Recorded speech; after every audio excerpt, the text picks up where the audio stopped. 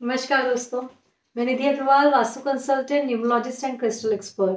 आज अपने इस वीडियो में मैं अपने कुछ क्लाइंट्स की, कुछ व्यूअर्स की उन क्वेरीज का जवाब देने वाली हूँ जो एक कंफ्यूजन क्रिएट करती हैं क्रिस्टल्स को लेके उनके मन में कि हम अपने क्रिस्टल्स का कैसे ध्यान रखें।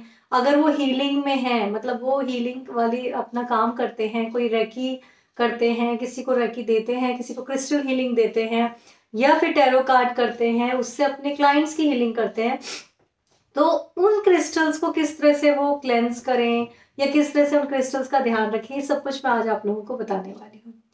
तो जो लोग भी टैरो में या फिर रेकी में है या फिर किसी तरह की भी हीलिंग देते हैं, क्रिस्टल की हीलिंग देते हैं, उनको अपने क्रिस्टल का कैसे ध्यान रखना चाहिए। उनको अपने क्रिस्टल को हर बार हीलिंग करने के बाद जरूर जरूर क्लेंस करना चाहिए, क्योंकि देखिए क्रिस्टल जो होता है वो हर बार किसी भी इंसान जिसके ऊपर आप उसको हीलिंग के लिए यूज कर रहे हैं, उसकी सारी नेगेटिव एनर्जी को एब्सॉर्ब कर लेता है अपने अंदर।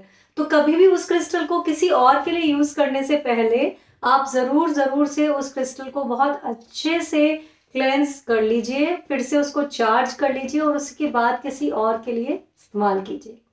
सेकंड जो क्वेश्चन आता है बहुत ज्यादा, वो ये कि हम क्रिस्टल को लेफ्ट हैंड में पहने, राइट हैंड में पहने, किस में पहने या फिर कहाँ रखें कि हमें उसका मैक्सिमम बेनिफिट मिल सके। तो देखिए, अगर आप क्रिस्टल्स को वैसे देखा जाए तो चाहे आप उसे लेफ्ट हैंड में पहने चाहे आप उसे राइट हैंड में पहने, दोनों ही कंडीशन में वो आपको बहुत ज्यादा इफेक्ट देने वाला है। क्योंकि ये जो क्रिस्टल्स होते हैं ये अगर हमारे आसपास भी रहते हैं ना तो भी इनका इफेक्ट हमें मिलता है। अगर हम इन्हें पहन ही लेते हैं, जो कि हाथ में पहनने का ये बोला जाता है कि क्योंकि हमारी यहाँ पर बहुत ही पास में नर्व्स होती हैं, हाथ में जो रिस्ट होती है वहीं पर हमारी नर्व्स होती हैं, तो ये बहुत अच्छा हमें इफेक्ट देता है।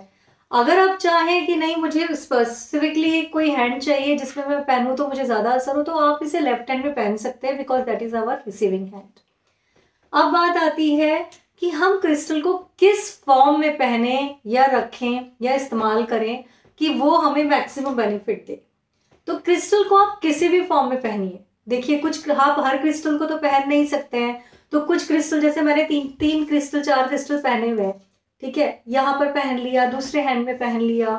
कुछ क्रिस्टल्स मैं अपने आसपास रखती हूँ, कुछ क्रिस्टल्स में जैसे बताया था मैंने अपने एक वीडियो में कि मैं अपने पर्स में अपनी विशेस के साथ रखती हूँ। ऐसे ही आप डिफरेंट तरीके से जब भी क्रिस्टल को इस्तेमाल करेंगे, कभी आप अपने आसपास कोई क्रिस्टल का क्लस्टर रख लीजिए, कोई पीस रख लीजिए अपनी ड्रॉर में, जहां पैसे रखते हैं लॉकर में वहां पायराइट रख सकते हैं। आप अपने क्लियर क्वार्ट्ज या टॉर्मोलिन को जरूर जरूर अपने आसपास रखिए, क्योंकि ये दोनों ही नेगेटिविटी एब्जॉर्ब करने का बहुत अच्छे से करते हैं। इनफैक्ट क्लियर क्वार्ट्ज तो उस नेगेटिविटी को अपने आप एब्जॉर्ब करके और खुद ही क्लेंस भी हो जाता है। टर्मोलिन जैसे है, टर्मोलिन जो ये हमारे लैपटॉप्स हैं, हमारे जो इलेक्ट्रॉनिक वो होते हैं, हमारे मोबाइल्स हैं, कोई भी घर में भी जो इलेक्ट्रॉनिक प्रोडक्ट्स हैं उसमें जो निकली वाली रेज होती है उसको एब्सॉर्ब करता है, तो टर्मोलिन भी बहुत अच्छा है उस वे में।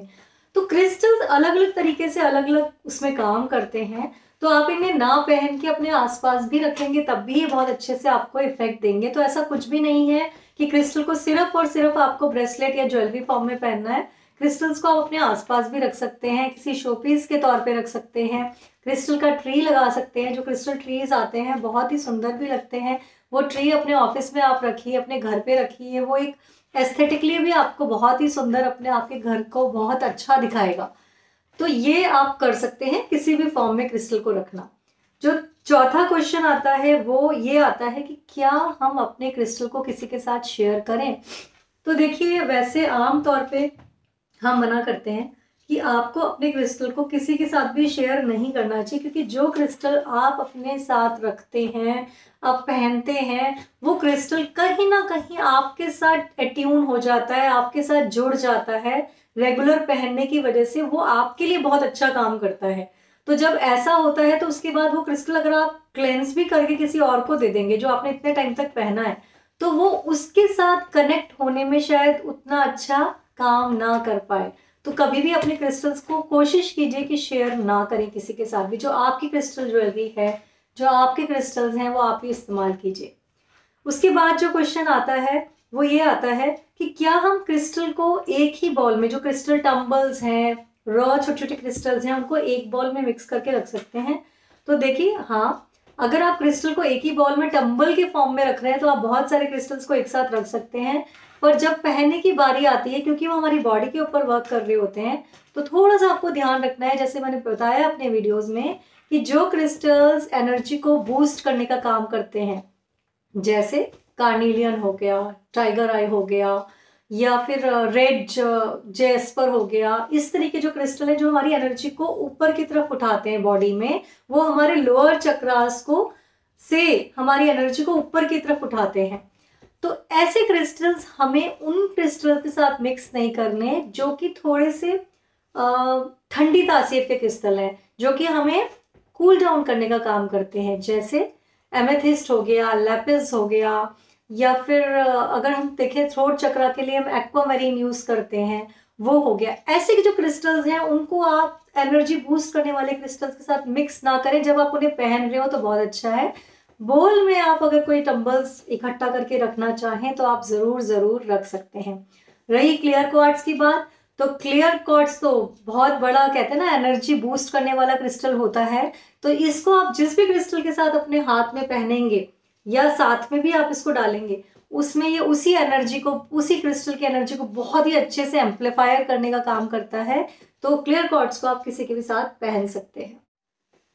इस वीडियो का लास्ट क्वेश्चन, कि अगर आपका क्रिस्टल टूट जाता है तो आप उसका क्या करें, उसको कैसे डिस्पोज ऑफ करें, क्या करें उस क्रिस्टल के साथ। तो देखिए, हमारा रिकमेंडेशन यही रहता है कि जब भी आपका क्रिस्टल टूट जाए, चाहे वो कि क्लस्टर है, पेबल्स हैं, या फिर आपका कोई ब्रेसलेट है, ज्वेलरी है जो कि पूरी तरीके से टूट गया है, क्रिस्टल ही टूट गया है या दो टुकड़े हो गए हैं, तो ऐसे में आपको उस क्रिस्टल को पानी में विसर्जित कर देना चाहिए, इमर्स कर देना चाहिए। बिकॉज जब क्रिस्टल की जो एनर्जी होती है, टूटे हुए क्रिस्टल्स को कभी भी घर में नहीं रखते, उनकी एनर्जी जो होती है वो कहीं ना कहीं बीच में से जब वो टूटता है तो उनकी एनर्जी भी वहां से खत्म हो जाती है। तो ऐसे जो क्रिस्टल्स हो जो कि क्रैक, बहुत अच्छे से क्रैक हो गया है, टूट गया है, ऐसों में आप कभी, आपका कोई बीड है जो कि आपके ब्रेसलेट में है और वो टूट गया है, तो आप कोशिश कीजिए उस बीड को निकलवा के वापस से अपना जो ब्रेसलेट है वो बनवा लीजिए। वो बहुत ही इजीली, कहीं भी किसी ज्वेलर की शॉप के बाहर बैठे होते हैं, वो आपका ब्रेसलेट है वो बना देंगे। आप अपना वो जो ब्रोकन बीड है ना उसको निकलवा के उसको बनवा लीजिए, और जो टूटे हुए जो भी क्रिस्टल्स हों, या तो आप उनको मिट्टी में दबा दीजिए या फिर आप उसको पानी में बहा सकते हैं। ये बेस्ट तरीका होता है किसी भी क्रिस्टल को डिस्पोज ऑफ करने का। अपने पास टूटे हुए क्रिस्टल्स ना रखें, क्योंकि वो एक नेगेटिव एनर्जी का भी काम करते हैं। तो ये हुए हमारे इस वीडियो में जुड़ी हुई जितने भी क्वेरीज थे उसके आंसर्स।